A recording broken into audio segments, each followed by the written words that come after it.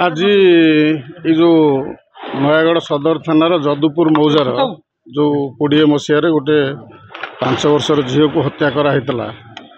तार आज राय प्रकाश पाइला एवं से केसटा आपण मैंने समस्ते जानते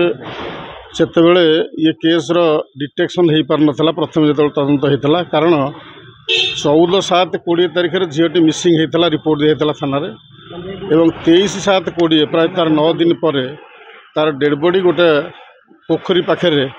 लुचा जाइला बेले गोटे बस्तार देखागला तापर तदंत डिटेक्शन लोकल पुलिस करी न पारिबारु पर क्राइम ब्रांच को तदंत भार दिहला एवं गोटे SIT गठन कराइला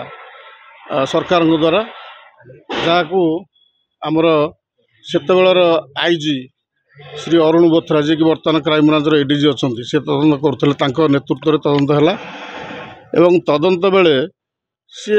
बहुत साइंटिफिक एविडेंस आउ इलेक्ट्रॉनिक एविडेंस अन्य बहुत पारिपार्श्विक तथ्य कारण किसी डायरेक्ट एविडेंस नाला कि आखि देखा लोक अपराध नॉर्मली न था रेप मर्डर तेणु सबु प्रकार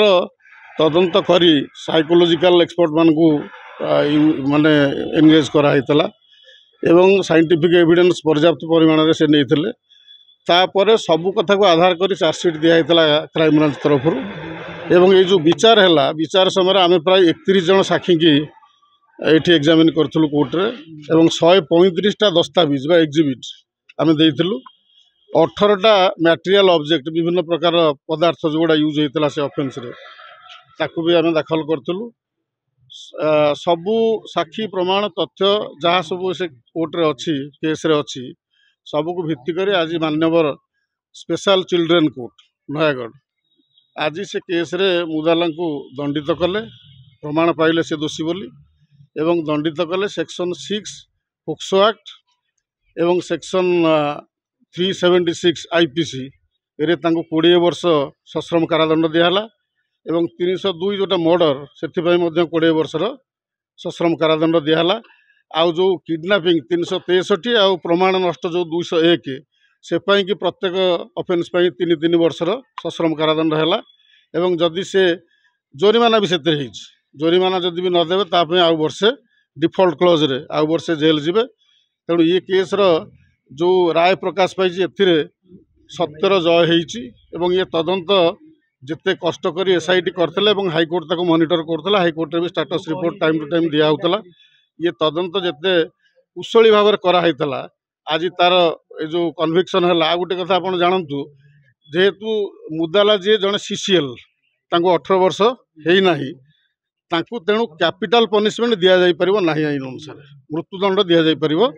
ना ना केस जो जहाँ प्रमाण है जदि जड़े साबालक होता तेज मृत्युदंडर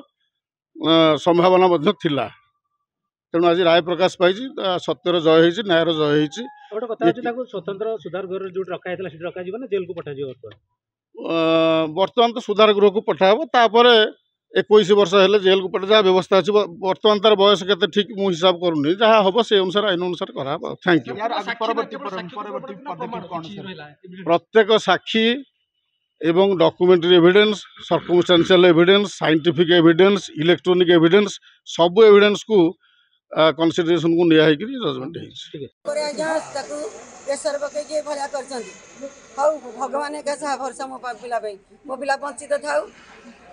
ये कष्ट देती से ठाकुर ही जाने मुझे क्या सागर रांधि पारि मोर टंका पैसा ना मोर धन संपत्ति किसी ना मो स्वामी ना मुझे बहुत कष्ट चलुची मो पिला को मिछरे जो मैंने फसई से भगवान का साक्षी आ कहीं ना मोर आज जो राय प्रकाश पाइला ए राय नहीं कौन कह आज आज्ञा मो पिला को जो भाया दंडित देती मुझे बहुत असंतुष्ट हाउ प्रकृत भगवान थे बोले मो निश्वास पड़ी मो पिला को भगवान उद्धार करेंगे आज्ञा मोर कौन टका पैसा अच्छी कौटी जापर।